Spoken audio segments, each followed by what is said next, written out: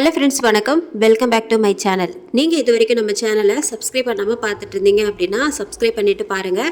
கூடவே இருக்கிற பெல் பட்டனையும் ப்ரெஸ் பண்ணிக்கோங்க. இப்போ வாங்க நம்ம கதைக்குள்ளே போயிடலாம். அவன் பயத்தில் முன்னால் திரும்பி பார்க்க அங்கு அவன் கண்டது பயத்தின் உச்சகட்டம். அங்கு காணாமல் போன மாரியப்பனின் சடலம் அவனை முறைத்து கொண்டு நாக்கு அரை அங்குலம் வெளியே தொங்கிக் கொண்டிருந்தது. நாக்கிலிருந்து சொட்டு சொட்டாக ரத்தம் வடிந்து கொண்டும் பற்கள் முழுவதும் இரத்த கரையுடனும் இருந்தது.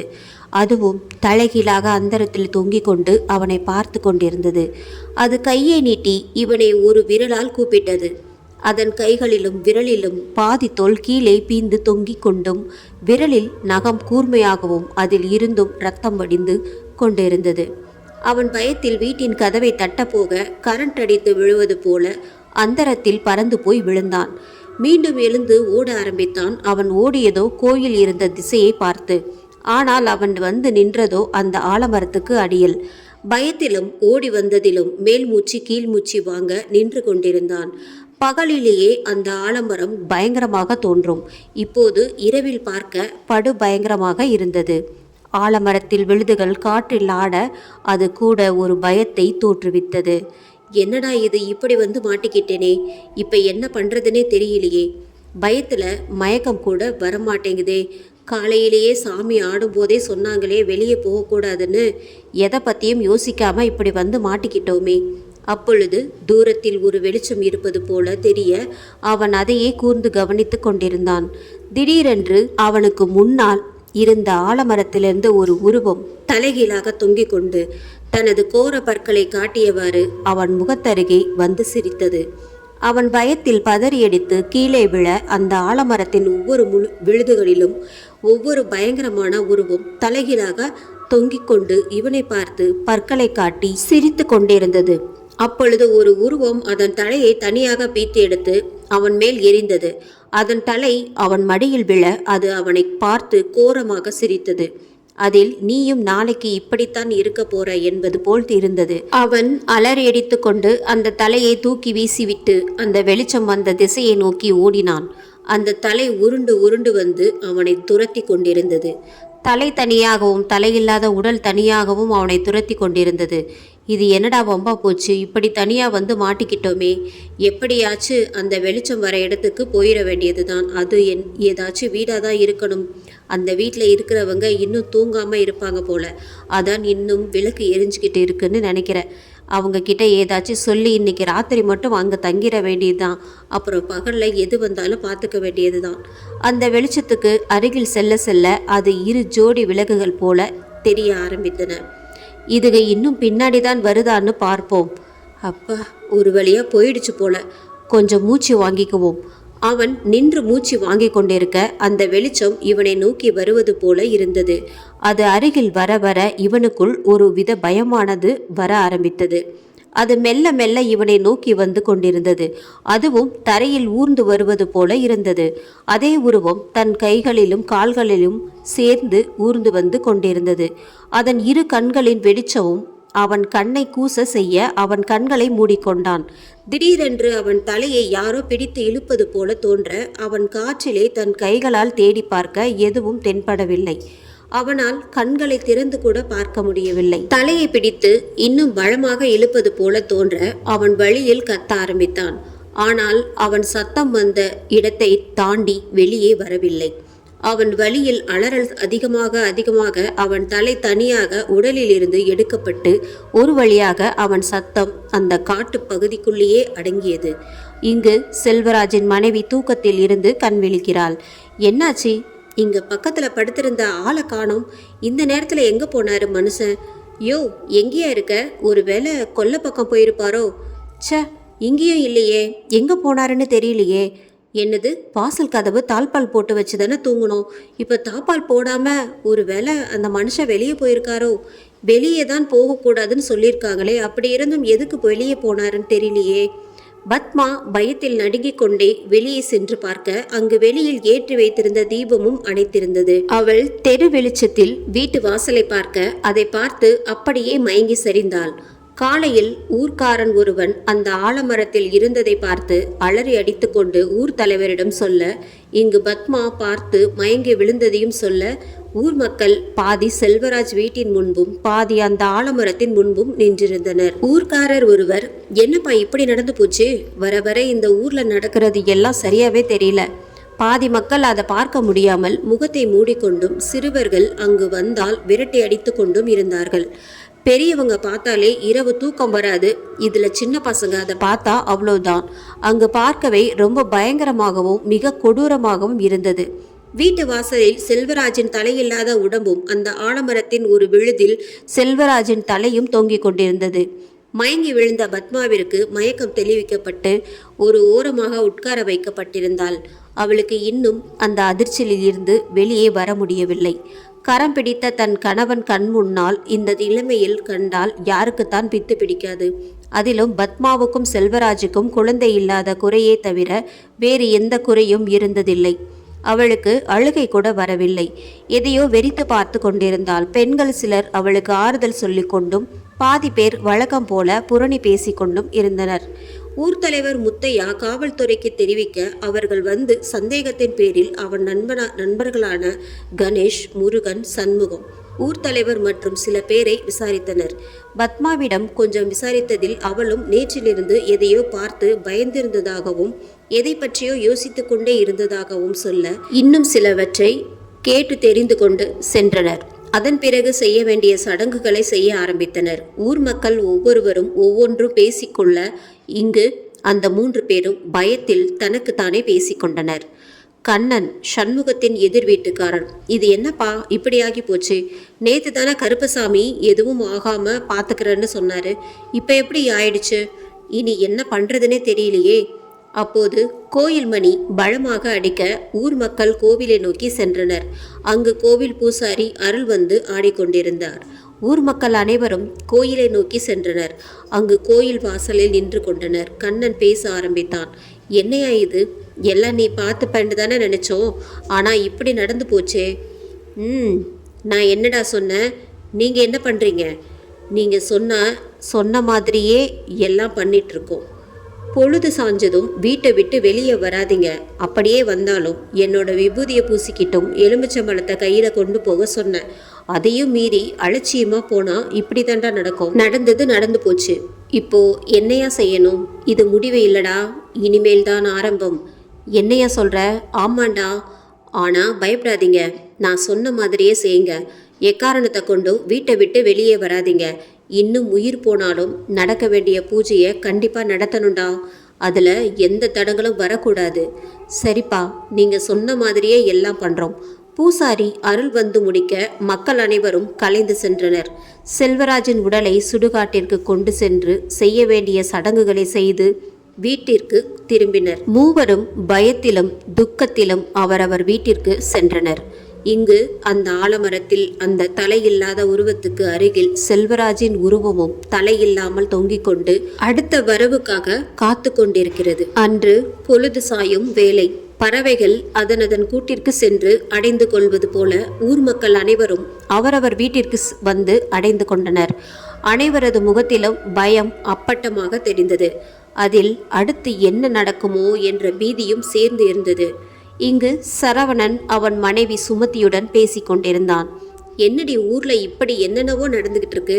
போற போக்க பார்த்தா ஊர்ல ஒருத்த மிஞ்ச மாட்ட போல இருக்கே. என்னையா நீ வேற நேர காலம் தெரியாம பேசிட்டு இருக்க? நானே ரொம்ப பயந்து போயிருக்கேன்.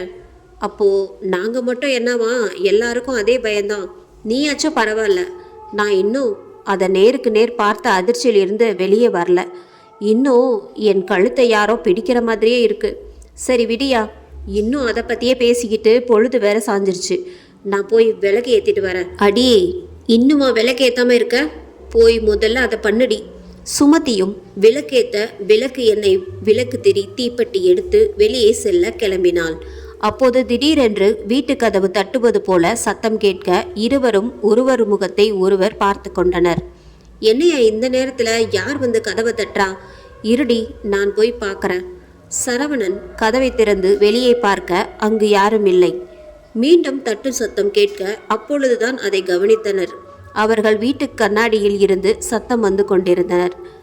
அவர்கள் பயத்தில் இருவரும் பின்னே நகர்ந்து சென்று கொண்டிருந்தனர். தட்டும் சத்தமும் இப்போது அதிகரித்து கொண்டே இருந்தது. திடீரென்று கண்ணாடியில் கீறல் விழ ஆரம்பித்தது. இருவரும் பின்னே நகர்ந்து கொண்டே பின்னாடி இருந்த சுவரில் முட்டிக்கொண்டு நின்றனர்.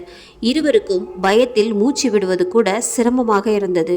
திடீரென்று சரவணன் மேலே பார்க்க அங்கு அலமாரியில் விபூதி தட்டி இருக்க அதிலிருந்த விபூதியை எடுத்து கண்ணாடியை நோக்கி வீசினான். ஆ என்ற அலறல் சத்தத்துடன் கண்ணாடி சிதறலாக நொறுங்கி சிதற ஒரு கரும்புகை பறந்து வெளியே சென்றது. சுமதி இன்னும் அப்படியே உறைந்து போய் சுவற்றில் வள்ளியை போல் ஒட்டிக்கொண்டு நின்று கொண்டிருந்தாள். அடியே, இன்னும் என்னடி வாயை பிளந்துட்டு நிற்கிற? போய் விளக்கேற்றுற வழியை பாரு. இல்லை போனது திரும்பி வந்து நம்மளை ஒரே அடியாக மேலே ஏற்றிட போகுது. ஓய், இந்தாடி போகிறதுக்கு முன்னாடி இந்த விபூதியை பூசிக்கிட்டு போ. அப்புறம் விளக்கேற்ற போகிறேன்னு ஒரே அடியாக போயிட போகிற. சுமதி அவன் பேசும் எதையும் காதில் வாங்கி கொள்ளும் நிலையில் இல்லை.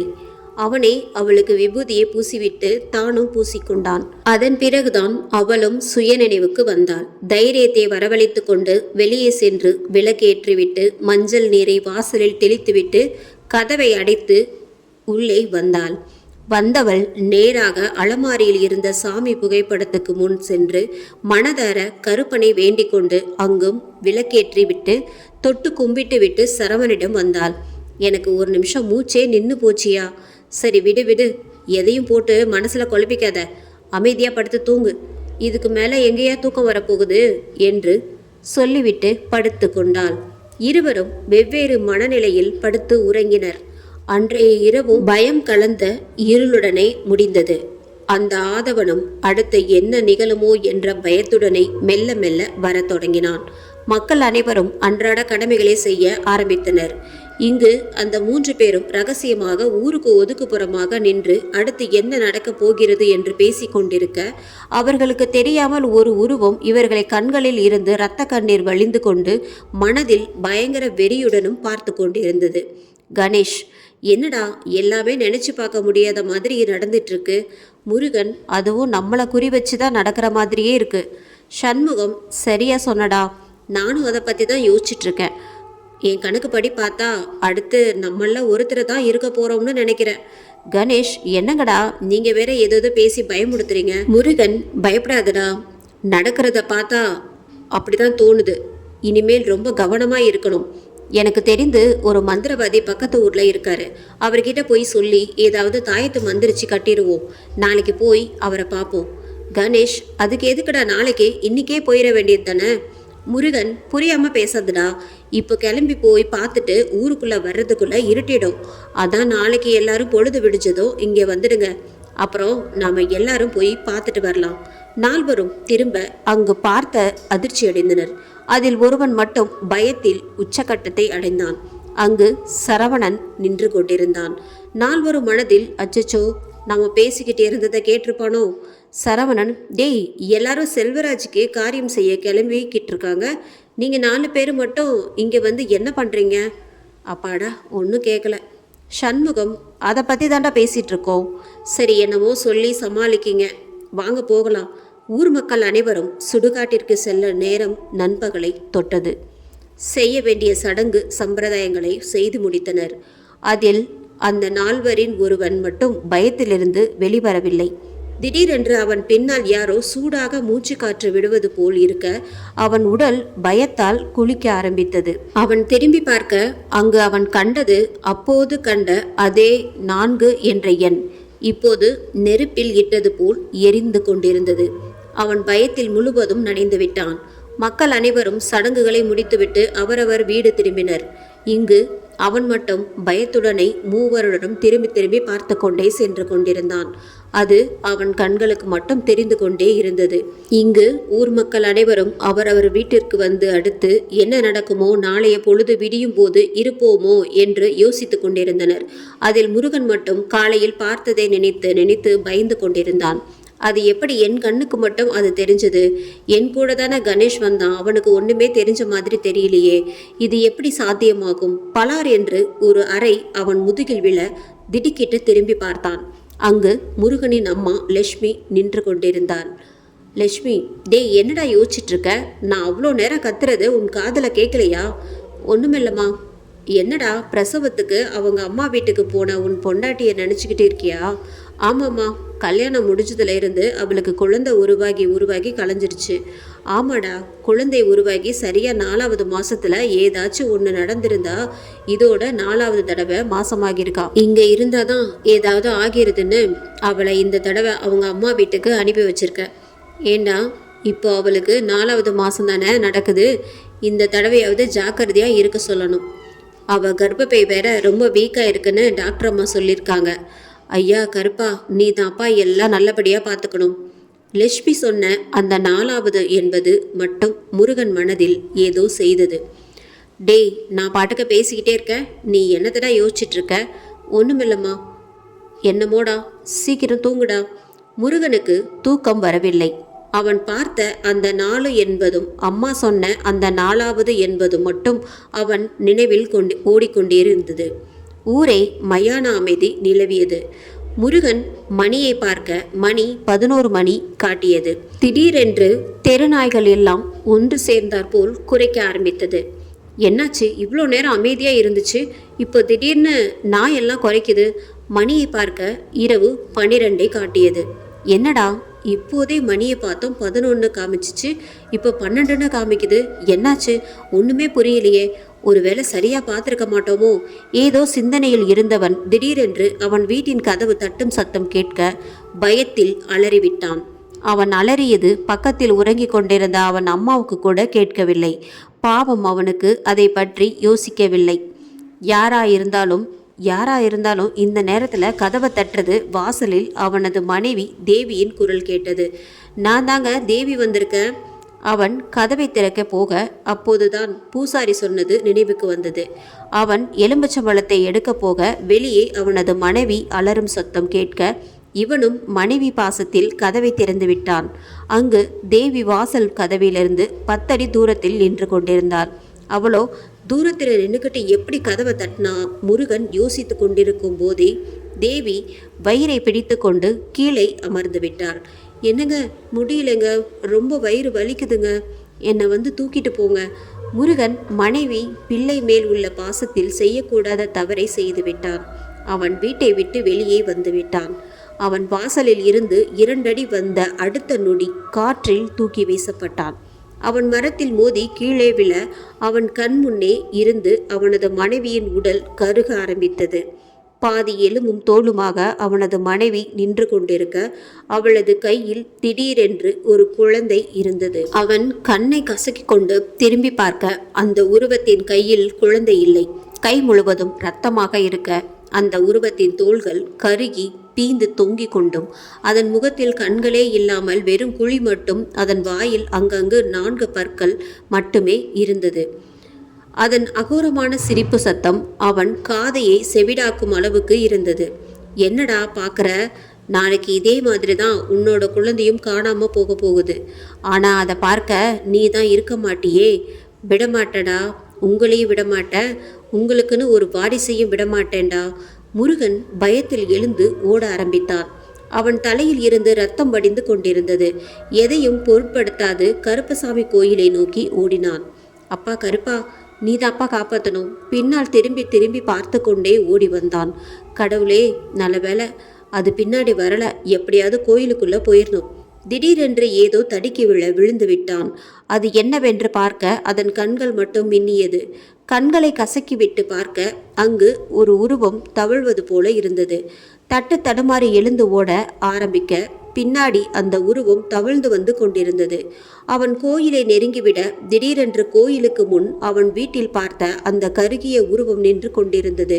பின்னால் இன்னொரு உருவம் வேறு தவழ்ந்து வந்து துரத்தி கொண்டு வர முருகன் பயத்தில் கோயிலை தாண்டி ஓட ஆரம்பித்தான். அவன் திரும்பி பார்க்க அங்கு துரத்தி கொண்டு வந்த 2 உருவத்தையும் காணவில்லை. சுற்றி முற்றி பார்க்க ஒரே மயான அமைதி. அவன் மூச்சு விடும் சத்தத்தை தவிர வேறு ஒன்றும் கேட்கவில்லை. அப்பொழுதுதான் அவன் அதை கவனிக்கிறான்.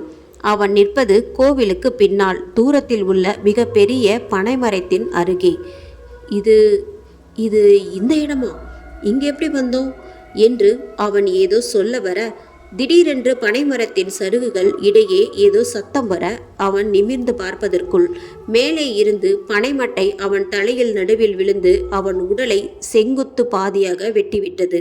அவனது வெட்டப்பட்ட உடலில் இருந்து வெளிவந்த இரத்தம் முழுவதும் பனைமரத்தின் வேரை நனைத்துவிட்டது. அப்பொழுது பனைமரத்து மேலே இருந்து புதிய ஒரு வெள்ளை உருவம் எனக்கு உயிர் பலி வேணும் சொல்லிக்கொண்டே ஊருக்குள் பறந்து சென்றது. தெருநாய்கள் எல்லாம் ஒன்று சேர்ந்து ஊளையிட்டு அடுத்து நடக்க போகும் அசம்பாவிதத்தை தொடங்கி வைத்தது. இந்த எபிசோட் உங்களுக்கு பிடிச்சிருந்தது அப்படின்னா நம்ம சேனலை மறக்காம சப்ஸ்கிரைப் பண்ணுங்க, லைக் பண்ணுங்க, ஷேர் பண்ணுங்க. நன்றி, வணக்கம்.